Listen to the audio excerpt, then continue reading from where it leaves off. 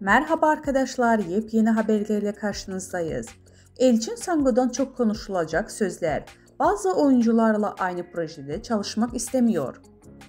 Aşk kaç beder giyer, öyle bir geçer zaman ki Kurt Seyit, Şura, Sevda Alabora dizilerinden sonra Barış Arduç ile oynadığı Kiralık Aşk'ta oyuncunun meslek hayatında adeten bir dönemçi oldu.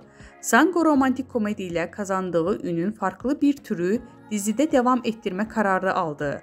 Blue TV'de çekilen Türkiye'nin ilk vampir dizisinde Yaşamayanlar'da Kerem Bürsin, Birkan Sokul'un ile başrollerinde oynadı.